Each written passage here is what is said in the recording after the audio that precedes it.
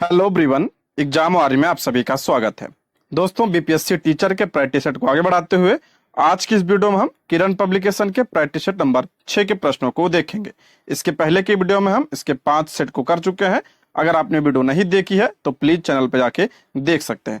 दोस्तों, इसमें हम जीके जीएस के प्रश्नों को ही देखेंगे और मैथ रीजनिंग के लिए इसका पीडीएफ आप टेलीग्राम से ले लीजिएगा, वहां पे आपको इसका सॉल्व मिल जाएगा। ठीक है, तो चलिए शुरू करते हैं।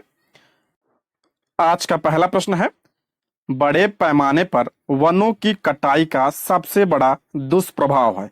वनों की कटाई का सबसे बड़ा दुष्प्रभाव कौन सा है? तो ऑप्शन 1 इसका राइट आंसर हो जाएगा मिट्टी का क्षरण। ऑप्शन 1 इसका करेक्ट आंसर हो जाएगा। नेक्स्ट, निम्नलिखित में से कौन सी फसल मिट्टी में नाइट्रोजन की मात्रा को समृद्ध करती है? इंपॉर्टेंट है, पूछा गया प्रश्न है ये।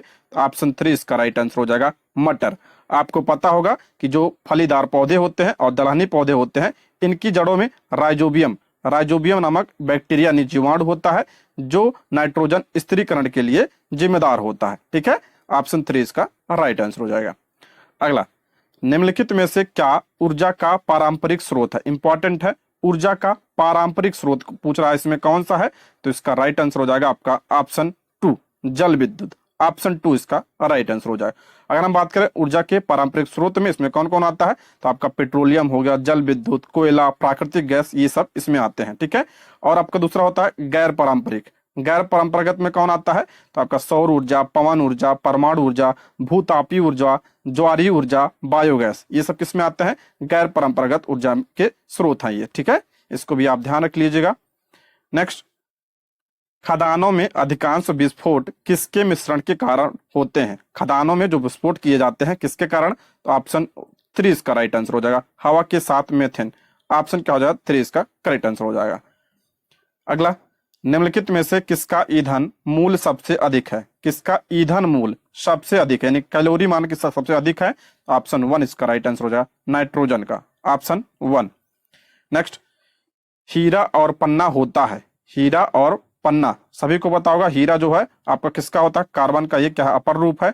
और पन्ना की बात करें तो आपका ये बेरिल का बना होता है। ऑप्शन 1 इसका राइट आंसर हो जाएगा। ठीक है, ऑप्शन 1 इसका करेक्ट आंसर हो जाएगा। अगला, लैक्टिक अम्ल समानता डैश में पाया जाता है। लैक्टिक अम्ल समानता किस में पाया जाता है? तो दूध में पाया जाता है। इंपॉर्टेंट है, ऑप्शन 2 इसका राइट आंसर हो जाएगा। बात करें अगर हम टमाटर में कौन सा अम्ल पाया जाता है? ऑक्जेलिक अम्ल। ऑक्जेलिक अम्ल कौन किस में पाया जाता है? टमाटर में पाया जाता है। सिरके में कौन सा अम्ल पाया जाता है? एसिटिक अम्ल। सिरके में एसिटिक अम्ल पाया जाता है। ठीक, इमली में कौन सा पाया जाता है? तो आपका टार्टरिक एसिड। टार्टरिक अम्ल किस में पाया जाता है? इमली में। नींबू में कौन सा पाया जाता है? सिट्रिक अम्ल। नींबू में सिट्रिक अम्ल पाया जाता है। ये सब ध्यान रखिएगा, इंपॉर्टेंट है। अगला, सुरक्षा माचिस की तीली की नोक और रगड़ने वाली सतह में समानता प्रयुक्त होने वाला पदार्थ है। इंपॉर्टेंट है, इसको हम एनसीईआरटी वाले प्रैक्टिस सेट में पढ़ चुके हैं। तो इसका राइट आंसर हो जाएगा ऑप्शन 4 उपयुक्त में से एक से अधिक। जो आपका माचिस की तीली होती है उसकी नोक पर एंटीमनी, ट्राइसल्फाइड और पोटेशियम क्लोरेट का लेप होता है। और जो आपका रगड़ने वाली सतह होती है उसमें आपका कांच का पाउडर और लाल फास्फोरस का लेप होता है। तो इसमें आपका लाल फास्फोरस भी हो जाएगा, कांच का पाउडर भी हो जाएगा और एंटीमनी भी हो जाएगा। ऑप्शन 4 इसका करेक्ट आंसर हो जाएगा। नेक्स्ट, बिजली एक पेड़ को भी जला सकती है क्योंकि इसमें अत्यधिक मात्रा में होती है। इसमें क्या होता है आपका? अत्यधिक मात्रा में विद्युत ऊर्जा। ऑप्शन 2 इसका राइट आंसर हो जाएगा। अगला, जब एक जहाज एक नदी से समुद्र में प्रवेश करता है तो क्या होता है? यह थोड़ा उठता है। ऑप्शन 1 इसका राइट आंसर हो जाएगा। नेक्स्ट, टाइफाइड और हैजा विशिष्ट उदाहरण है। टाइफाइड और हैजा ये आपका जल जनित रोग है। ऑप्शन 3 इसका राइट आंसर हो जाएगा। और किसकी वजह से होता है? ये बैक्टीरिया की वजह से होता है, इसको भी आप ध्यान रखिएगा। नेक्स्ट, हवा एक मिश्रण है जिसमें निम्नलिखित गैस होती हैं। हवा एक मिश्रण है, उसमें कौन सी गैसें होती हैं? ऑक्सीजन, नाइट्रोजन एवं अन्य गैसें होती हैं। ऑप्शन 1 इसका राइट आंसर हो जाएगा। ऑक्सीजन कितना होता है? 21%। नाइट्रोजन कितना होता है आपका? 78%। बाकी अन्य गैसें होती हैं। तो ऑप्शन 1 इसका राइट आंसर हो जाएगा। अगला, मानव शरीर में शामिल है। मानव शरीर में आपका लगभग 60% क्या है? पानी है। ऑप्शन 1 इसका राइट आंसर हो जाएगा। अगला, पेट्रोलियम के निर्माण के संबंध में निम्नलिखित में से कौन सा कथन असत्य है? असत्य कथन पूछा, ध्यान रखिए यहाँ पे। पहला आपका, पेट्रोलियम का निर्माण समुद्र में रहने वाले जीवों से हुआ, बिल्कुल आपका सही है। दूसरा है समुद्री जीवों के मृत शरीर समुद्र के पेंदे में जाकर जम गए और फिर रेत तथा मिट्टी की तहों द्वारा ढक गए। बिल्कुल क्या है आपका, ये सही है। तीसरा दिया आपका लाखों वर्षों में वायु की अनुपस्थिति, निम्न ताप और निम्न दाब ने मृत जीवों को पेट्रोलियम और प्राकृतिक गैस में परिवर्तित कर दिया। देखिए ये आपका गलत हो जाएगा, यही गलत है। निम्न ताप और निम्न दाब नहीं होगा, उच्च ताप होगा यहाँ पे, उच्च ताप और उच्च दाब होगा। ठीक है, तो इसका राइट आंसर हो जाएगा ऑप्शन 3। तीसरा आपका क्या है, गलत है। नेक्स्ट, निम्नलिखित में से कैंसर का कारण बन सकता है और साथ ही इसकी तीव्रता और उपयोग के आधार पर इसे ठीक भी कर सकता है। ठीक है, ध्यान से पढ़िएगा, क्वेश्चन क्या कर रहा है, कैंसर का कारण बन सकता है और साथ ही इसकी तीव्रता और उपयोग के आधार पर इसे ठीक भी कर सकता है। तो इसका राइट आंसर हो जाएगा ऑप्शन 3, आयनित विकिरण। ऑप्शन 3 इसका राइट आंसर हो जाएगा। अगला, आयोडीन की कमी से कौन सी बीमारी होती है? सभी को पता होगा आयोडीन की कमी से कौन सा, तो आपका हो जाएगा ऑप्शन 3 इसका राइट आंसर हो जाएगा ग्वाइटर यानी घेघा। ऑप्शन 3 इसका राइट आंसर हो जाएगा। अगला, निम्नलिखित का मिलान कीजिए। पिछले प्रैक्टिस सेट में प्रश्न आ चुका है, ये नींबू कैकर ये आपका किसके वजह से होता है? ये जीवाणु की वजह से होता है। गेहूं की रस्ट ये कवक की वजह से, और भिंडी की पीली पीत ये आप किसकी वजह से होता है? वायरस यानी विषाणु की वजह से होता है। ठीक है, आगे, हमारे शरीर में ऊर्जा के स्रोत, हमारे शरीर में जो है ऊर्जा के स्रोत कौन से हैं? तो आपका ऑप्शन 1 इसका राइट आंसर हो जाएगा कार्बोहाइड्रेट, वसा। ऑप्शन 1 इसका करेक्ट आंसर हो जाएगा। और सर्वाधिक ऊर्जा अगर पूछे किस में होती है, तो वसा में क्या होती है? सर्वाधिक ऊर्जा होती है। ये पॉइंट भी आप ध्यान रखिएगा। अगला, भारत के साथ व्यापार करने वाले पहले यूरोपीय थे। भारत के साथ व्यापार करने वाले पहले यूरोपीय सभी को पता होगा। ऑप्शन 1 इसका राइट आंसर हो जाएगा पुर्तगाली। ऑप्शन 1 कौन था जो सबसे पहले आया था? तो 1498 में, 1498 में वास्को डिगामा भारत आया था। ठीक है, वास्को डिगामा, और ये क्या था? पहला यूरोपीय था। ठीक है, तो ऑप्शन 1 इसका राइट आंसर हो जाएगा। पुर्तगालियों के बाद कौन आया? तो डच, उसके बाद अंग्रेज, उसके बाद डेनिश, फिर लास्ट में फ्रांसीसी आए थे। क्रम भी ध्यान रखिएगा, पूछा जाता है ये। नेक्स्ट, केचुआ किससे सांस लेता है? इंपॉर्टेंट है, पूछा गया प्रश्न है। केचुआ किससे सांस लेता है? ये आपका त्वचा से सांस लेता है। ऑप्शन 1 इसका राइट आंसर हो जाएगा। केचुआ को क्या कहा जाता है? किसान का मित्र कहा जाता है। एक प्रश्न और बनता है, जो है किसमें आरबीसी नहीं पाया जाता? इसमें आपका आरबीसी नहीं पाया जाता है। और इसके खून का रंग पूछा जाता है, कैसा होता है? लाल होता है, क्योंकि इसमें होमोग्लोबिन पाया जाता है। रंग क्या होता है? लाल होता है। और इसमें आरबीसी नहीं होती है, जरूर पॉइंट ध्यान रखिए, आरबीसी इसमें नहीं होता है और खून इसका लाल होता है और हीमोग्लोबिन इसमें होता है। ठीक है, हम बात करते हैं मेढक। मेढक किससे सांस लेता है? तो मेढक आपका फेफड़े और त्वचा दोनों से लेता है, फेफड़े और त्वचा दोनों से लेता है। ठीक है, ये भी ध्यान रखिएगा। गलफड़े से कौन लेता है? तो मछली लेती है। ये सारे पॉइंट ध्यान रखिएगा, पूछा जाता है एग्जाम में। नेक्स्ट, स्वराज एक राष्ट्रीय मांग सबसे पहले किसके द्वारा की गई थी? यानी स्वराज की मांग सबसे पहले किसके द्वारा की गई थी? तो इसका राइट आंसर हो जाएगा आपका ऑप्शन 1 इसका करेक्ट आंसर हो जाएगा बाल गंगाधर तिलक के द्वारा। ऑप्शन 1 इसका करेक्ट आंसर हो जाएगा। इन्होंने नारा कौन सा दिया था? स्वराज मेरा जन्म सिद्ध अधिकार है। ऑप्शन 1 इसका करेक्ट आंसर हो जाएगा। बाल गंगाधर तिलक के बारे में और हम बात करें, इनकी पत्रिका ध्यान रखिएगा मराठा, मराठा और केसरी, मराठा और केसरी इनकी पत्रिका है। ठीक है, और इन्होंने 1893 में राष्ट्रीय भावना जगाने के लिए गणेश उत्सव और 1895 में शिवाजी महोत्सव की शुरुआत की थी। ठीक है, ये पूछा जाता है। और इनकी एक पुस्तक ध्यान रखिएगा, गीता रहस्य। गीता रहस्य किसकी पुस्तक है? तो आपका बाल गंगाधर तिलक की पुस्तक है। ये सब पॉइंट ध्यान रखिएगा। अगला, बच्चों और उनकी बीमारियों में विशेषज्ञता रखने वाला एक चिकित्सक कहलाता है। बच्चों और उनकी बीमारियों में जो विशेषज्ञ होते हैं उन्हें क्या कहा जाता है? तो ऑप्शन 2 इसका राइट आंसर हो जाएगा पीडियाट्रिशियन। ऑप्शन क्या हो जाएगा? 2 इसका राइट आंसर हो जाएगा।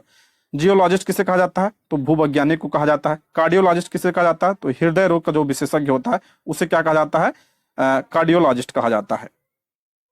नेक्स्ट, जालियांवाला बाग हत्याकांड से ठीक पहले कौन सी महत्वपूर्ण घटना हुई थी? इंपॉर्टेंट है, तो कौन सी घटना हुई थी? तो रॉलेट एक्ट अधिनियम आया था, इसी वजह से लोग जो है जालियांवाला बाग में प्रदर्शन कर रहे थे। ऑप्शन 1 इसका करेक्ट आंसर, इसी के विरोध में। और ये कब आया था? तो आपका ये 1919 में आया था। जालियांवाला बाग हत्याकांड कब हुआ था? 13 अप्रैल 1919 में यह हुआ था अमृतसर में। इंपॉर्टेंट है, इसको ध्यान रखिएगा। नेक्स्ट आपका है वन महोत्सव दिवस मनाया जाता है। वन महोत्सव यह कब मनाया जाता है? तो आपका जुलाई के प्रथम सप्ताह में मनाया जाता है, 1 से 7 जुलाई मनाया जाता है। ऑप्शन 2 इसका राइट आंसर हो जाएगा। दोस्तों, यदि आप हमारे चैनल पर नए हैं तो प्लीज चैनल को सब्सक्राइब करें, और अगर आपको वीडियो पसंद आती है तो लाइक, शेयर और कमेंट करें। ठीक है, आगे बढ़ते हैं। 13वीं शताब्दी में डैश द्वारा किए गए शब्द के प्रयोग का तात्पर्य 16वीं शताब्दी में बाबर द्वारा प्रयुक्त शब्द के अर्थबोध के समान था। तो इसका राइट आंसर हो जाएगा ऑप्शन 3, जियाउद्दीन बर्नी। 13वीं शताब्दी में जियाउद्दीन बर्नी द्वारा किए गए शब्द के प्रयोग का तात्पर्य 16वीं शताब्दी में बाबर द्वारा प्रयुक्त शब्द के अर्थबोध के समान था। ऑप्शन 3। जियाउद्दीन बर्नी की बात करें तो रचना ध्यान रखिएगा, तारीख ए फिरोज शाही। तारीख ए फिरोज शाही किसकी रचना है? आपका जियाउद्दीन बर्नी की रचना है, पूछा जाता है तो ध्यान रखिएगा। मिनहाज ए सिराज की बात करते हैं, तबकाते नासरी। तबकाते नासरी किसकी रचना है? तो मिनहाज ए सिराज की रचना है, नासरी। और अमीर खुसरो की बात करें, तुगलकनामा। तुगलकनामा किसकी रचना है? तो आपका अमीर खुसरो की रचना है। सारे इंपॉर्टेंट है, इसको ध्यान रखिएगा। बाबर की बात करते हैं तो बाबरनामा। बाबरनामा जो है बाबर की क्या थी? आत्मकथा थी, इसको भी आप ध्यान रख लीजिएगा, इंपॉर्टेंट है। नेक्स्ट, दृष्टिहीन व्यक्तियों द्वारा लिखने तथा पढ़ने के लिए एक विशेष लिपि अपनाई जाती है, इसे कहते हैं, तो इसे क्या कहा जाता है? ब्रेल लिपि कहा जाता है। ऑप्शन 3 इसका राइट आंसर हो जाए। और इसकी खोज कब हुई थी? 1821 में हुई थी। किसने किया था? लुई ब्रेल ने किया था। आपकी बात प्रश्न बना था TRE 2 में बना था कि ब्रेल लिपि दिवस कब मनाया जाता है? तो 4 जनवरी को मनाया जाता है ब्रेल दिवस। ठीक है, इसको भी आप ध्यान रखिएगा। अगला है, हमारे शरीर को निश्चित आकार देता है। हमारे शरीर को निश्चित आकार कौन देता है? तो आपका कंकाल देता है। ऑप्शन 3 इसका राइट आंसर हो जाएगा। ऑप्शन 3 इसका करेक्ट आंसर हो जाएगा। हमारे शरीर में कुल कितनी हड्डियां पाई जाती हैं? 206। बच्चों में कितना? 270। और भ्रूण में कितना होता है? आपका 206 होता है। ठीक है, और बात करें खोपड़ी में कितनी होती है? तो खोपड़ी में आपको जो है 22 प्लस, अगर अन्य हड्डियों को मिला दिया जाए तो 22 + 7 यानी टोटल 29 होती हैं। ठीक है, इसको भी आप ध्यान रख लीजिए। पसलियां पूछा जाता है कितनी होती है? तो 24 पसलियां होती हैं। ठीक है, अगला प्रश्न है, नर और मादा युग्मक के युग्मन का प्रक्रम कहलाता है। नर और मादा युग्मक के युग्मन का प्रक्रम क्या कहलाता है? उसे निषेचन कहा जाता है। ऑप्शन 1 इसका करेक्ट आंसर हो जाए। नर और मादा युग्मक के मिलने से क्या बनता है? तो आपका जाइगोट बनता है, जाइगोट।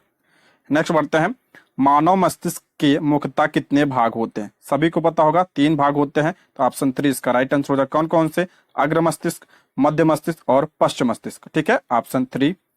नेक्स्ट, पंडित जवाहरलाल नेहरू का जन्म किस वर्ष हुआ था? पंडित जवाहरलाल नेहरू का जन्म कब हुआ था? तो इनका जन्म 14 नवंबर 1889 को इलाहाबाद में हुआ था। अगर मृत्यु पूछी जाए तो कब हुई थी? तो 27 मई 1964 को इनकी मृत्यु हुई थी। और ये भारत के क्या थे? पहले प्रधानमंत्री थे। सभी को पता होगा भारत के पहले प्रधानमंत्री थे। ठीक, और इनकी पुस्तक ध्यान रखिएगा, डिस्कवरी ऑफ इंडिया और विश्व की झलक। ये किसकी पुस्तक है? पंडित जवाहरलाल नेहरू की पुस्तक है। अला, निम्नलिखित में से किनके काटने से रेबीज नामक बीमारी होता है? तो आपका ऑप्शन 1 इसका राइट आंसर हो जाएगा, कुत्ता बंदर। ऑप्शन 1 इसका करेक्ट आंसर हो जाएगा। रेबीज की बात करें किससे होता है? ये वायरस से होता है, वायरस से होता है। और इसके टीके की खोज किसने किया था? लुई पास्चर ने। लुई पास्चर ने रेबीज की टीके की खोज की थी, इसको भी आप ध्यान रख लीजिएगा। अगला, नीचे 2 कथन दिए गए हैं, दिए हुए विकल्पों में से सही उत्तर का चयन कीजिए। पहला कथन है, सभी जीवों को भोजन से ऊर्जा प्राप्त करने के लिए श्वसन की आवश्यकता होती है। बिल्कुल सही है, हम पढ़ चुके हैं इसके बारे में। दूसरा कथन है, श्वसन केवल ऑक्सीजन की उपस्थिति में हो सकता है। ये आपका गलत है। देखिए, ऑक्सीजन की उपस्थिति में जो श्वसन होता है उसे क्या कहते हैं? वायवीय श्वसन कहते हैं। और ऑक्सीजन की अनुपस्थिति में जो श्वसन होता है उसे क्या कहते हैं? अवायवीय श्वसन कहते हैं। ठीक है, तो ये गलत हो जाएगा। तो इसका राइट आंसर हो जाएगा ऑप्शन कौन सा? ऑप्शन क्या हो जाएगा? इसका पहला सही है परंतु दूसरा कथन गलत है। ऑप्शन 3 इसका राइट आंसर हो जाएगा। इनमें से कौन सी बीमारी प्रोटोजोआ के कारण होती है? प्रोटोजोआ के कारण कौन सी होती है बीमारी? तो आपका मलेरिया दस्त। ऑप्शन 1 इसका राइट आंसर हो जाएगा।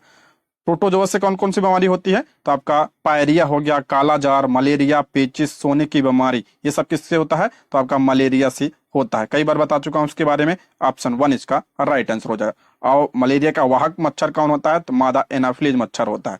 ठीक, नेक्स्ट, निम्नलिखित में से पक्षियों में अनुकूलन के संबंध में कौन सा कथन सत्य है? पक्षियों में अनुकूलन के संबंध में इसने पूछा है। पहला, इनकी हड्डियां भारी होती हैं, गलत है। इनकी हड्डियां क्या होती हैं? हल्की होती हैं, हल्की और खोखली होती हैं, तो ये आपका गलत हो जाएगा। इनकी हड्डियां हल्की तथा खोखली होती हैं, बिल्कुल सही है। इनमें कम हड्डियां होती हैं, ये भी आपका क्या है? गलत हो जाएगा। तो ऑप्शन 2 इसका राइट आंसर हो जाएगा। ऑप्शन 2 इसका करेक्ट आंसर हो जाएगा। ठीक है, आगे बढ़ते हैं। केंद्रीय बजट 2024-25 के बारे में निम्नलिखित कथनों पर विचार कीजिए। पिछले 10 वर्षों में 25 करोड़ लोगों को बहुआयामी गरीबी से बाहर निकाला गया, बिल्कुल क्या है? आपका सही है। पिछले 10 वर्षों में 25 करोड़ लोगों को बहुआयामी गरीबी से बाहर निकाला गया, सही है। पीएम जनधन खातों का उपयोग करने से 14 लाख करोड़ रुपए के प्रत्यक्ष हस्तांतरण से सरकार को 2.7 लाख करोड़ रुपए की बचत हुई, ये भी आपका क्या है? बिल्कुल सही है। तीसरा आपका, पीएम स्वनिधि योजना ने 78 लाख स्ट्रीट वेंडरों को ऋण सहायता प्रदान की, जिसमें 2.3 लाख को तीसरी बार ऋण मिला, बिल्कुल आपका करेक्ट है। सभी इसमें क्या है? सही है। तो इसका राइट आंसर हो जाएगा, सही उत्तर का चयन करें तो ऑप्शन 4 इसका करेक्ट आंसर हो जाएगा। ऑप्शन 4 सभी इसमें सही है। ठीक है, आगे बढ़ते हैं हम। 1930 में बिहार में किसान आंदोलन का नेतृत्व किसने किया था? इंपॉर्टेंट है, 1930 के दशक यहां लगा लीजिए। 1930 के दशक में बिहार में किसान आंदोलन का नेतृत्व किसने किया था? तो इसका राइट आंसर हो जाएगा ऑप्शन 2, स्वामी सहजानंद ने। ऑप्शन 2 इसका करेक्ट आंसर हो जाएगा। ठीक है, और स्वामी सहजानंद ने बिहार किसान सभा की स्थापना किया था, पूछा गया प्रश्न है, 1929 में किया था। बिहार किसान सभा की स्थापना 1929 में स्वामी सहजानंद सरस्वती। बाद में अखिल भारतीय किसान सभा की स्थापना कब हुई थी? 1936 में हुई थी। और इसके पहले अध्यक्ष कौन थे? तो स्वामी सहजानंद सरस्वती थे। ये पॉइंट भी आप ध्यान रखिएगा। देखिए, ये आपका जो 1929 में हुआ था ये बिहार किसान सभा है, और जो ये आपका 1936 में हुआ था ये अखिल भारतीय किसान सभा है। ठीक है, इसको जरूर ध्यान रखिएगा। और इसके पहले अध्यक्ष कौन थे? तो स्वामी सहजानंद सरस्वती थे। अगला, भूकंप की तीव्रता मापने के लिए किस यंत्र को उपयोग में लाया जाता है? ये पूछा गया प्रश्न है, तो इसका राइट आंसर हो जाएगा ऑप्शन 3, रिएक्टर स्केल। ऑप्शन 3 इसका करेक्ट आंसर हो जाएगा। नेक्स्ट, वसा का पूर्ण रूपेण पाचन जिस अंग में होता है वह है। वसा का पूर्ण रूप से पाचन किस अंग में होता है? तो छोटी आंत, क्षुद्रांत। ऑप्शन क्या हो जाएगा? 3 इसका करेक्ट आंसर हो जाएगा। ठीक है, वसा को छोटे छोटे टुकड़ों में कौन बांटता है? तो पित्तरस। पित्तरस जो है वसा को छोटे छोटे टुकड़ों में बांट देता है। और पित्तरस का स्राव कहां से होता है? तो यकृत से होता है। ठीक है, और ये जो छोटे छोटे टुकड़ों में बांटता है इसे क्या कहा जाता है? इसे वसा का इमल्शीकरण कहा जाता है। वसा का इमल्शीकरण कहा जाता है। ये पॉइंट भी आप ध्यान रखिएगा, पूछा जाता है ये। और ये कौन करता है? पित्तरस। और पित्तरस कहां से स्रावित होता है? यकृत से स्रावित होता है। नेक्स्ट, परंपरागत कृषि में किस फसल को ज्यादा पानी की जरूरत पड़ती है? ये प्रश्न आ चुका है, तो ऑप्शन 1 इसका राइट आंसर हो जाएगा, धान को। ऑप्शन 1 इसका करेक्ट आंसर हो जाएगा। धान को अधिक तापमान की आवश्यकता होती है, वर्षा की आवश्यकता होती है और आर्द्रता की आवश्यकता होती है। ऑप्शन 1 इसका राइट आंसर हो जाएगा। और एक ऐसी फसल है, तो आपका ये खरीफ की फसल है। खरीफ की फसल, खरीफ की फसल में और कौन कौन आता है? तो आपका मक्का पूछा जाता है। मक्का हो गया, आपका कपास हो गया, सोयाबीन, ये सब किसकी फसलें हैं? तो ये आपका जो है खरीफ की फसलें हैं।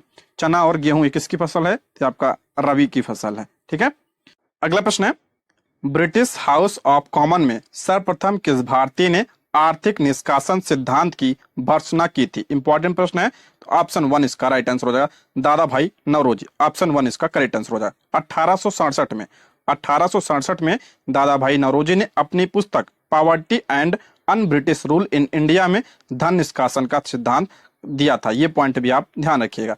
इन्हें क्या कहा जाता है? इन्हें grand old man of India कहा जाता है। एक प्रश्न और बनता है कि कांग्रेस के पहले पारसी अध्यक्ष कौन थे? पारसी अध्यक्ष कौन थे? तो आपका दादा भाई नौरोजी थे। और ये इन्होंने अध्यक्षता कब किया था? 1886 में। 1886 का जो कलकत्ता अधिवेशन हुआ था, कलकत्ता अधिवेशन की अध्यक्षता कौन किया था? दादा भाई नौरोजी। और ये क्या थे? कांग्रेस के पहले पारसी अध्यक्ष थे। ये कांग्रेस के 4 बार अध्यक्ष रह चुके हैं, 3 बार। एक तो हो गया 1886 में, दूसरा आपका 1906 में, तीसरा हो गया आपका 1893 में। ये जो है 3 बार क्या थे? कांग्रेस के अध्यक्ष थे। ये पूछा गया प्रश्न है, इसको ध्यान रखिएगा। अगला, पूर्ण स्वराज दिवस मनाया गया। पूर्ण स्वराज दिवस कब मनाया गया? तो आपका ऑप्शन 1 इसका राइट आंसर हो जाएगा, 26 जनवरी 1930 को। ऑप्शन 1 इसका करेक्ट आंसर हो जाएगा। देखिए इस दिन मनाया जाएगा, इसकी घोषणा कब हुई थी? तो आपका 31 दिसंबर 1929 का जो कांग्रेस का लाहौर अधिवेशन हुआ था उसमें यह घोषणा की गई थी कि प्रत्येक वर्ष जो है आपका 26 जनवरी को स्वतंत्र दिवस मनाया जाएगा। तो लाहौर अधिवेशन की अध्यक्षता किसने किया था? जवाहरलाल नेहरू ने किया था। और पहली बार यह जो है कब मनाया गया था स्वतंत्र दिवस? 26 जनवरी 1930 को मनाया गया था। इंपॉर्टेंट है, इसको ध्यान रखिएगा। अगला, गौतम बुद्ध ने अपना पहला उपदेश किस स्थान पर दिया? कई बार आ चुका प्रश्न, बहुत बार बता चुका हूं इसके बारे में अच्छे से। तो ऑप्शन 1 इसका राइट आंसर हो जाएगा। पहला उपदेश कहां पे दिया था? सारनाथ में दिया था, और जिसे क्या कहा जाता है? धर्म चक्र प्रवर्तन कहा जाता है। धर्म चक्र प्रवर्तन कहा जाता है, पहले उपदेश को कहा जाता है, ठीक है। और सर्वाधिक उपदेश कहां पे दिया था? श्रावस्ती में दिया था। और अंतिम उपदेश कहां पे दिया था? कुशीनगर में हुआ था। लुम्बिनी की बात करें तो यहाँ पे इनका जन्म हुआ था। बोध गया में क्या होता है? ज्ञान की प्राप्ति हुई थी, ठीक। नेक्स्ट, बिहार का राजकीय वृक्ष है, बिहार का राजकीय वृक्ष पूछा है तो पीपल है। ऑप्शन 3 इसका राइट है। पुष्प पूछा जाए, पुष्प कौन सा है? तो आपका गेंदा, गेंदा जो है पुष्प है। और पशु पूछा जाए कौन सा है? बैल है। पक्षी कौन सा है? आपका गौरैया। ये सब ध्यान रखिए, गौरैया क्या है? आपका पक्षी है। मछली कौन सी है? आपका मांगुर, ठीक। अगला, लेपचा, नेपाली और भूटिया सामान्यतः किस राज्य में निवास करते हैं? इंपॉर्टेंट है। लेपचा, नेपाली और भूटिया किस राज्य में निवास करते हैं? ऑप्शन 2 सिक्किम। ऑप्शन 2 इसका राइट आंसर हो जाएगा। अगला प्रश्न है, चांगपा लोगों के रहने वाले टेंटो यानी तंबुओं को किस नाम से पुकारा जाता है? तो इसका राइट आंसर हो जाएगा ऑप्शन 2 रेबो के नाम से जाना जाता है इनके टेंटो यानी तंबुओं को। ऑप्शन 2 इसका राइट आंसर हो जाएगा। अच्छा, चांगपा जनजाति कहाँ निवास करती है? मुख्य रूप से आपका लद्दाख और तिब्बत के क्षेत्र में, ठीक है। अच्छा, लेखा क्या होता है?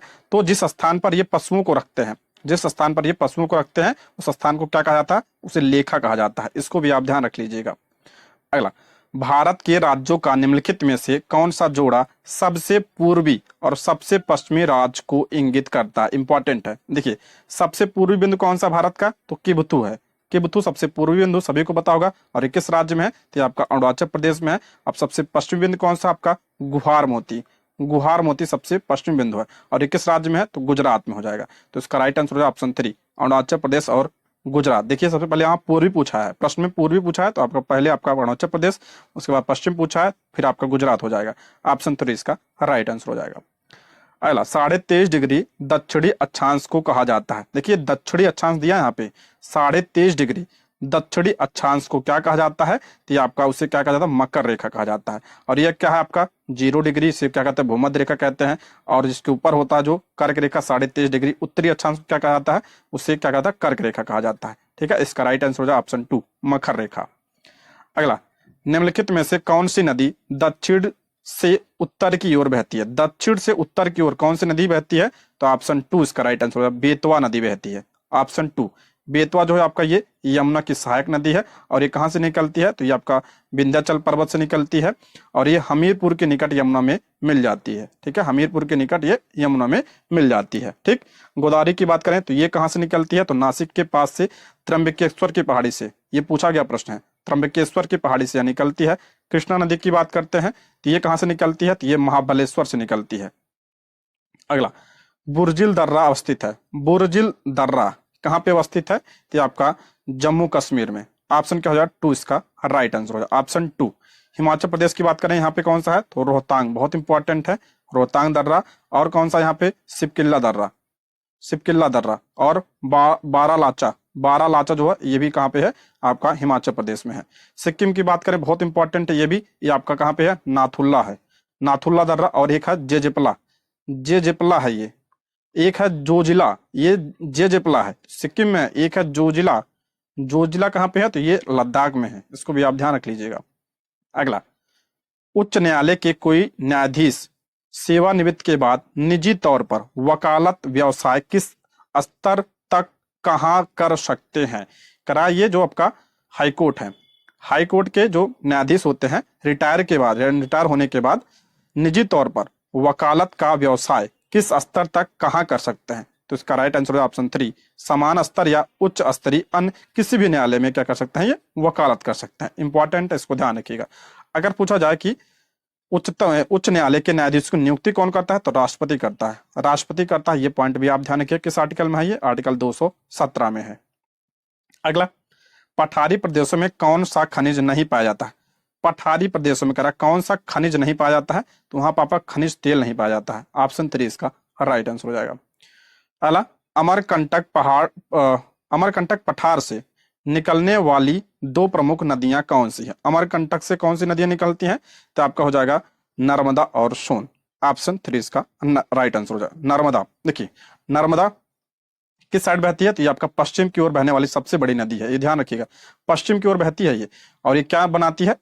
एस्चुरी का निर्माण करती है, यानी ज्वार नदमुख का निर्माण करती है, ज्वार नदमुख का निर्माण करती है, इंपॉर्टेंट है। सोन की बात करें तो किसकी सहायक नदी है? तो ये आपका गंगा की सहायक नदी है। ठीक, अगला, म्यांमार एशिया के किस भाग में स्थित है? म्यांमार एशिया के किस भाग में स्थित है? तो ये आपका दक्षिण पूर्व में स्थित है। ठीक है, ऑप्शन 2 इसका राइट आंसर हो जाएगा, ऑप्शन 2।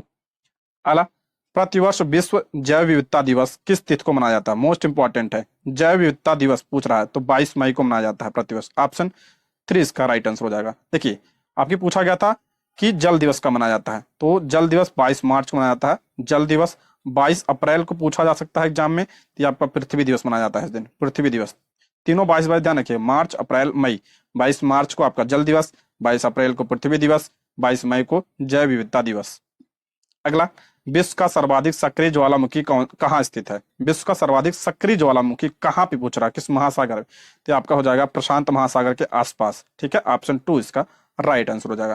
अगर हम बात करें सक्रिय ज्वालामुखी भारत में कौन सा है? एकमात्र है भारत में, बैरन द्वीप। बैरन द्वीप ये कहाँ पे है? अंडमान निकोबार द्वीप समूह में है। ठीक है, माउंट एटना पूछा जाता है, माउंट एटना ये भी सक्रिय ज्वालामुखी कहाँ पे है? इटली में है, इटली में है। ठीक है, कोटोपैक्सी पूछा जाता है, कोटोपैक्सी इंपॉर्टेंट है, ये जो इंपॉर्टेंट बता दे रहा हूं, कोटोपैक्सी ये कहाँ पे?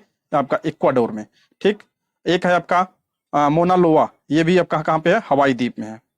अगला है, निम्नलिखित में से किस श्रेणी को सह्याद्री के नाम से जाना जाता है? कह रहा है किस श्रेणी को सह्याद्री के नाम से जाना जाता है? ये है आपका क्या है?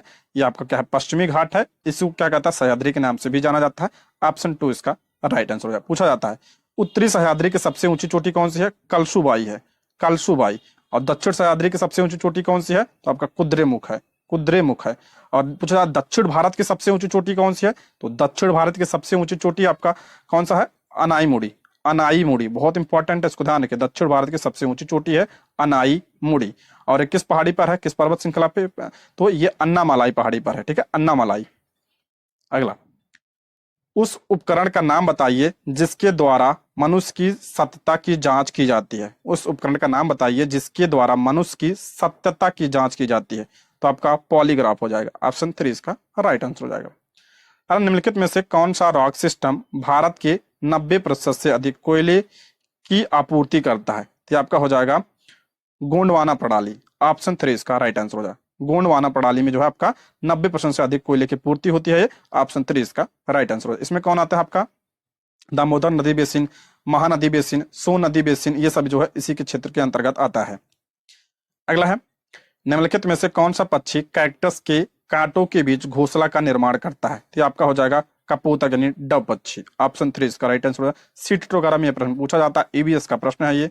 अगला, अंतर्राष्ट्रीय दिव्यांगजन दिवस पर राष्ट्रपति द्रौपदी मुर्मू ने बिहार के किस महिला को श्रेष्ठ दिव्यांगजन राष्ट्रीय पुरस्कार 2023 से सम्मानित किया? इंपॉर्टेंट है ये, तो इसका राइट आंसर हो जाएगा ऑप्शन 3 ज्योति सिन्हा को। ऑप्शन 3 इसका राइट आंसर हो जाएगा। आगे, भारत का कौन सा राज्य अधिकतम राज्यों की सीमा को छूता है? मोस्ट इंपॉर्टेंट है, भारत का कौन सा राज्य अधिकतम राज्यों की सीमा को छूता है? तो आपका उत्तर प्रदेश। ऑप्शन 3 इसका राइट आंसर है। कितने राज्यों से सीमा लगाता है ये? 8 राज्यों से, प्लस एक आपका क्या है? केंद्र शासित प्रदेश। और कौन सा है? दिल्ली है। ठीक है, 8 राज्य और एक केंद्र शासित प्रदेश। राज्यों की बात करें तो कौन कौन सा है? तो आपका उत्तराखंड हो गया, हिमाचल प्रदेश, हरियाणा, राजस्थान, मध्य प्रदेश, छत्तीसगढ़, झारखंड और बिहार से यह सीमा लगाता है। सर्वाधिक सीमा ये मध्य प्रदेश से लगाता है और सबसे कम सीमा किससे लगाता है? ये हिमाचल प्रदेश से लगाता है। अगला, भारत की कोकिला किसे कहा जाता है? सभी को पता होगा, भारत की कोकिला सरोजिनी नायडू को कहा जाता है। ऑप्शन 1 इसका करेक्ट आंसर हो जाएगा। और ये क्या थी? प्रथम महिला राज्यपाल। भारत की प्रथम महिला राज्यपाल कौन थी? तो सरोजिनी नायडू। पूछा जाए किस राज्य की थी? ये आपका उत्तर प्रदेश की थी। ठीक, और इन्होंने 1925 का जो आपका कांग्रेस का कानपुर अधिवेशन हुआ था, कानपुर अधिवेशन की अध्यक्षता किसने किया था? सरोजिनी नायडू। और कांग्रेस की अध्यक्षता करने वाली प्रथम भारतीय महिला प्रथम भारतीय महिला थी? ये ध्यान रखिए, पूछा जाता है कि कांग्रेस की प्रथम भारतीय महिला कौन थी जो अध्यक्षता की थी? तो आपका 1925 में कानपुर का जो अधिवेशन हुआ था, इसकी अध्यक्षता सरोजिनी नायडू ने किया था। ठीक है, ऑप्शन 1 इसका राइट आंसर हो जाएगा। अगला है, सप्रूस, देवदार, चीड़ आदि के पेड़ पृथ्वी के निम्नलिखित में से किस प्राकृतिक क्षेत्र में पाए जाते हैं? बहुत इंपॉर्टेंट है, तो इसका राइट आंसर हो जाएगा ऑप्शन 3, टाइगर क्षेत्र में। ऑप्शन क्या हो जाएगा? 3 इसका करेक्ट आंसर हो जाएगा। ठीक है, आगे बढ़ते हैं। राज्यसभा का सदस्य बनने के लिए उम्मीदवार की आयु डैश से कम नहीं होनी चाहिए। राज्यसभा का पूछ रहा है, क्या बनने के लिए? सदस्य बनने के लिए, उम्मीदवार बनने के लिए। ठीक है, न्यूनतम आय पूछा है, तो न्यूनतम आय कितनी होनी चाहिए? वो 30 वर्ष होनी चाहिए राज्यसभा के लिए। ऑप्शन क्या हो जाएगा? 2 इसका राइट आंसर हो जाएगा। ठीक है, ऑप्शन 2 इसका करेक्ट आंसर हो जाएगा। अगर पूछा जाए लोकसभा के लिए कितना चाहिए, तो 25 वर्ष चाहिए। लोकसभा के लिए कितना? 25 वर्ष।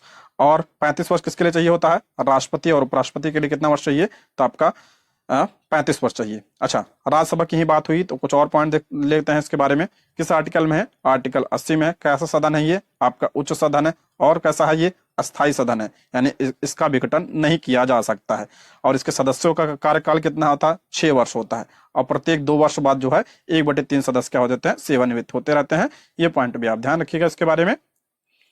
अगला, भारत में मधुमक्खियों के अंडे देने का समय, भारत में मधुमक्खियों के अंडे देने का समय क्या होता है? तो आपका अक्टूबर से दिसंबर माह तक। ऑप्शन क्या हो जाए? 3 इसका राइट आंसर हो जाए, अक्टूबर से दिसंबर। ठीक है, अच्छा, मधुमक्खी पालन को क्या कहा जाता है? इसे एपी कल्चर कहा जाता है, एपी कल्चर कहा जाता है। और मधुमक्खी कैसे कीट है? तो ये आपका सामाजिक कीट है। अगला है, राज्य के नीति निर्देशक तत्वों को किस देश के संविधान से लिया गया है? यानी डीपीएसपी का पूछा गया है, किस देश के संविधान से? तो ये आयरलैंड के संविधान से लिया गया है। ऑप्शन 1 इसका राइट आंसर हो जाएगा। डीपीएसपी किस भाग में है? भाग 4 में। आर्टिकल की बात करें तो 36 से लेकर 51। और ये किसकी बात करता है? कल्याणकारी राज्य की यह बात करता है। कहां से लिया गया है? आयरलैंड के संविधान से लिया गया है। यूएसए की बात करें यानी अमेरिका की बात करें, यहां से क्या लिया गया है? आपका मूल अधिकार। मूल अधिकार कहां से लिया गया? अमेरिका के संविधान से लिया गया। और कहां से यहां से लिया गया है? राष्ट्रपति पर महाभियोग जो लगता है, महाभियोग कहां से लिया गया है? ये आपका अमेरिका से लिया गया है। और न्यायिक पुनरावलोकन ये भी अमेरिका से लिया गया है। और क्या लिया गया यहाँ से? न्यायपालिका की स्वतंत्रता ये भी अमेरिका से। यूके से क्या लिया गया? आपका संसदीय प्रणाली और एकल नागरिकता। ये सारे पॉइंट ध्यान रखिएगा, प्रश्न बनते हैं इनसे। अलग मैक मोहन रेखा जो भारत और चीन के बीच सीमा निर्धारित करती है, निम्नलिखित में से किस राज्य की उत्तरी सीमा तक खींची गई है? देखिए, इसमें आपका कोई नहीं होगा, जम्मू कश्मीर में नहीं, उत्तर प्रदेश, हिमाचल प्रदेश नहीं। तो आपका ऑप्शन 5 इसका करेक्ट आंसर हो जाएगा, ऑप्शन 5। ये आपका जो है पूर्वोत्तर साइड में खींची गई है। ये आपका यहाँ से भूटान से लेके अरुणाचल प्रदेश, ऐसे म्यांमार, ऐसे ऐसा है। ठीक है, तो ये आपका ऑप्शन 5 इसका राइट आंसर हो जाएगा। अगला, मौसम रिपोर्ट तैयार करने के लिए सरकार का निम्नलिखित में से कौन सा विभाग उत्तरदायी होता है? तो ये आपका कौन सा विभाग? तो मौसम विभाग, ऑप्शन 2 इसका राइट आंसर हो जाएगा। अगला, नंदी पहाड़ियां किस राज्य में स्थित है? नंदी पहाड़ी तो ये आपका कर्नाटक में स्थित है। ऑप्शन 3 इसका राइट आंसर हो जाएगा। और चोल काल में इसे जो है आनंदगिरी पर्वत के नाम से भी जाना जाता है। अगला, भारत ने किसके आयात को सुव्यवस्थित करने के लिए राष्ट्रीय एकल खिड़की प्रणाली शुरू की? तो इसका राइट आंसर है ऑप्शन 2, चिकित्सा उपकरण। ऑप्शन 2 इसका राइट आंसर हो जाएगा। अगला, बरचान या बरखान, ये प्रश्न आ चुका है। बरखान किसको संदर्भित करता है? तो आपका अर्ध चंद्राकार रेत टिब्बा। ऑप्शन 1 इसका करेक्ट आंसर हो जाएगा। ऑप्शन 1 इसका राइट आंसर हो जाएगा, रेगिस्तान में होता है ये। अगला है, शिक्षा का अधिकार कानून किस आयु के बच्चों के लिए बना है? शिक्षा का अधिकार कानून किस आयु के बच्चों के लिए बना है? तो आपका हो जाएगा 6 से 14 वर्ष। ऑप्शन 2 इसका राइट आंसर हो जाएगा। अच्छा, शिक्षा के अधिकार को मौलिक अधिकार किस संविधान संशोधन के द्वारा बनाया गया था? तो 86वें संविधान संशोधन 2002 के द्वारा इसे क्या बनाया गया था? मौलिक अधिकार बनाया गया था। और किस आर्टिकल में शामिल किया गया? तो आर्टिकल 21A में शामिल किया गया था। ठीक है, ये तो आपका हो गया मौलिक अधिकार की बात हो गई। अच्छा, शिक्षा का अधिकार अधिनियम कब आया था? यानी आरटी एक्ट कब आया था? ये कब आया था? 2009 में आया था। लेकिन ये लागू कब हुआ था? तो 1 अप्रैल 2010 को लागू हुआ था। ये पूछा जाता है, जो आपका शिक्षा अधिकार का जो अधिनियम है आया कब था? ये 2009 में। और लागू कब हुआ? 2010 में। और उसे संवैधानिक दर्जा के संविधान संशोधन के द्वारा, तो आपका 86 संविधान संशोधन 2002 के द्वारा किस आर्टिकल में शामिल किया गया था? आर्टिकल 21A के तहत इसे क्या बना दिया गया था? मूल अधिकार बना दिया गया था। ठीक, नेक्स्ट, किसी स्थान की जलवायु डैश से प्रभावित होती है। जलवायु किससे होती है? तो समुद्र से दूरी, बिल्कुल सही है। समुद्र तल से ऊंचाई सही है। अक्षांश ये भी सही है। तो ऑप्शन 4 इसका राइट आंसर हो जाएगा। एक से अधिक। निम्नलिखित में से कौन सा भारत में भाषाओं के आधार पर गठित पहला राज्य है? सभी को पता होगा, आंध्र प्रदेश। ऑप्शन 3 कब हुआ था इसका गठन? 1953 में हुआ था। अगला, भारत में प्रति व्यक्ति आय 1867 से 68 में 20 रुपए पहली बार किसके द्वारा पता लगाया गया था? इंपॉर्टेंट प्रश्न है। तो आपका दादा भाई नौरोजी। ऑप्शन 3 इसका राइट आंसर हो जाएगा। अगला, दक्षिण पूर्वी रेलवे का क्षेत्रीय मुख्यालय कहाँ स्थित है? दक्षिण पूर्वी रेलवे का क्षेत्रीय मुख्यालय यानी कार्यालय कहाँ पे स्थित है? तो आपका कोलकाता में स्थित है। ऑप्शन 1 इसका राइट आंसर हो जाए। ऑप्शन 1। अगर पूछा जाए उत्तरी रेलवे का कहाँ पे है? नई दिल्ली में। दक्षिण रेलवे का चेन्नई में। मध्य रेलवे का मुंबई में। ऑप्शन 1 इसका राइट आंसर हो जाएगा। अला, कौन सी नदी 12मासी नहीं है? इसमें कह रहा कौन सी नदी 12मासी नहीं पूछा है इसमें। तो गंगा 12मासी है, कावेरी भी 12मासी, ध्यान रखिएगा। प्रायद्वीप भारत की जो नदियां होती हैं, प्रायद्वीपीय भारत की नदियां, वो 12मासी नहीं होती हैं, लेकिन कावेरी 12मासी नदी है। ये पॉइंट जरूर ध्यान रखिएगा। गंगा भी है, सिंधु भी है। इसमें हो जाएगा उपयुक्त में से कोई नहीं। ठीक है, सभी जो है क्या है आपके 12मासी नदी हैं। लेकिन इसके उत्तर में जो है इसमें सिंधु दिया है, लेकिन सिंधु भी नहीं होगा क्योंकि सिंधु भी 12मासी है। तो ये आपका गलत हो जाएगा। इसमें 5वां सही होगा, उपयुक्त में से कोई नहीं। ठीक है, ऑप्शन 5। अला, लेखिका पुष्पा भारती के संस्मरण को व्यास सम्मान पुरस्कार के लिए चुना गया। संस्मरण का नाम क्या? इंपॉर्टेंट है। पुष्पा भारती को कौन सा पुरस्कार मिला? तो व्यास सम्मान। और इनकी रचना कौन सी है? तो आपका यादें यादें और यादें के लिए इन्हें मिला है। ऑप्शन 3 इसका राइट आंसर हो जाएगा। अगला, लोकप्रिय गोपीनाथ बारदोलोई अंतरराष्ट्रीय हवाई अड्डा कहाँ पे स्थित है? तो ये आपका गुवाहाटी में है। ऑप्शन 1 इसका राइट आंसर हो जाएगा। नई दिल्ली में कौन सा है? तो आपका इंदिरा गांधी इंटरनेशनल एयरपोर्ट नई दिल्ली में है। अहमदाबाद में कौन सा है? तो आपका सरदार वल्लभ भाई पटेल अंतरराष्ट्रीय हवाई अड्डा, ये कहाँ पे है? अहमदाबाद में है। और निम्नलिखित में से वनों के बारे में क्या सही है? वन के बारे में इसने पूछा क्या सही है। पहला कह रहा है वन केवल विभिन्न पादपों से बना तंत्र है, गलत है ये। वन वृद्धि करते हैं और परिवर्तित होते हैं, परंतु वे स्वयं अपना पुनर्जनन नहीं कर सकते, ये भी गलत है। तीसरा, वन क्षेत्रों में वास करने वाली समुदायों को जीवन का आधार प्रदान करती है, बिल्कुल आपका क्या है? सही है। इसमें ऑप्शन 2 इसका राइट आंसर हो जाएगा। केवल आपका तीसरा सही है। गति के सूत्र S बराबर UT plus half AT square में S का अर्थ है। देखिए ये आपका क्या है? गति का दूसरा समीकरण है। तो इसका राइट आंसर हो जाएगा ऑप्शन 5। उपयुक्त में से कोई नहीं। ऑप्शन क्या हो जाएगा? 5 इसका राइट आंसर हो जाएगा। U क्या होता है? आपका पिंड। T क्या होता है? आपका समय होता है। और A क्या होता है? आपका त्वरण होता है। और S क्या होता है? तो आपका 30 सेकेंड में तय की गई दूरी होता है। ठीक है, अगला, मनुष्य के मूत्र में कौन सा एसिड पाया जाता है? तो आपका यूरिक एसिड पाया जाता है। ऑप्शन 1 इसका राइट आंसर हो जाएगा। इसका अणुसूत्र होता है आपका C5H4N4O3, इसका अणुसूत्र होता है। अला, चट्टान के रूपांतरण से किस प्रकार की चट्टान का निर्माण होता है? सभी को पता होगा, कयांतरित चट्टान बनता है। ऑप्शन 3 इसका राइट आंसर हो जाएगा। पूछा जाता है संगमरमर। संगमरमर जो है ये आपका किसका रूपांतरण है? तो ये चूना पत्थर का है। चूना पत्थर का रूपांतरण है, ये पूछा गया प्रश्न है, ध्यान रखिएगा। अला, श्रीनगर के घरों की विशेषताएं निम्नलिखित में से हैं, इनमें से सही विकल्प का चयन कीजिए। श्रीनगर की विशेषता इसमें पूछा है, कह रहा है बड़े घरों के अंदर की छत पर लकड़ी की सुंदर नक्काशी होती है, इसमें एक विशेष डिजाइन खत्म बंद है, बिल्कुल सही है।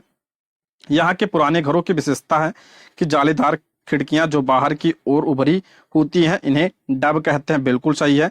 यहाँ के पुराने घरों की विशेषता है कि केवल ईंट और लकड़ी को मिलाकर बना है, तो ये भी आपका सही है। तो इसका राइट आंसर हो जाएगा option 3। Option 3 A, B, C तीनों सही है। अला, सियाचिन में तैनात होने वाली पहली महिला चिकित्सा अधिकारी कौन बन गई है? सियाचिन में तैनात होने वाली पहली महिला चिकित्सा अधिकारी कौन बनी है? तो ऑप्शन 1 इसका राइट आंसर हो जाएगा, गीतिका कौल। ऑप्शन 1 इसका करेक्ट आंसर हो जाएगा। ठीक है, 1। नेक्स्ट, श्वेत रक्त कणिका का मुख्य कार्य होता है। WBC का पूछा है, मुख्य कार्य क्या होता है? तो आपका संक्रमण से लड़ना। ऑप्शन 2 इसका राइट आंसर हो जाएगा। ऑप्शन 2। WBC को और किस नाम से जानता है? इसे लिम्फोसाइट कहा जाता है, लिम्फोसाइट कहा जाता है। ठीक है, और हम बात करते हैं ऑक्सीजन का वहन कौन करता है? तो आपका आरबीसी करता है, ये पॉइंट भी आप ध्यान रखिएगा। आरबीसी में क्या होता है? हीमोग्लोबिन पाया जाता है। अगला है सबसे बड़ी धमनी को किस नाम से जाना जाता है? तो उसे क्या कहा जाता है? उसे महाधमनी कहा जाता है। ठीक है, ऑप्शन 3 इसका राइट आंसर हो जाएगा। धमनियों में कौन सा रक्त बहता है? तो आपका शुद्ध रक्त बहता है, शुद्ध रक्त बहता है धमनियों में। लेकिन इसका एक अपवाद है, कौन सा? फुफ्फुस धमनी। फुफ्फुस धमनी में क्या बहता है? तो आपका अशुद्ध रक्त बहता है, ये ध्यान रखिएगा। और शिरा में कौन सा रक्त बहता है? शिरा में आपका अशुद्ध रक्त बहता है। लेकिन जो है इसका भी अपवाद है, फुफ्फुस शिरा। फुफ्फुस शिरा में कौन सा? तो आपका कौन सा रक्त बहता है? शुद्ध बहता है। ठीक है, अगला प्रश्न है, एटनिल किस लिए प्रयोग में लाया जाता है? एटनिल किस लिए प्रयोग में लाया जाता है? तो आपका रक्तचाप घटाने के लिए। ऑप्शन 2 इसका राइट आंसर हो जाएगा, ऑप्शन 2। नीचे भौमजल स्तर के अवक्षय के कुछ कारण दिए हैं, दिए गए कूट की सहायता से सही उत्तर का चयन कीजिए। पहला है जनसंख्या में वृद्धि, बिल्कुल सही है। औद्योगिक गतिविधियों में वृद्धि, सही है। कृषि गतिविधियों में वृद्धि, ये भी सही है। तो जल के अवश्रवण के लिए प्रभावित क्षेत्र में वृद्धि, ये गलत हो जाएगा। तो ऑप्शन 1 इसका राइट आंसर हो जाएगा। ए बी सी तीनों आपके क्या है? करेक्ट है।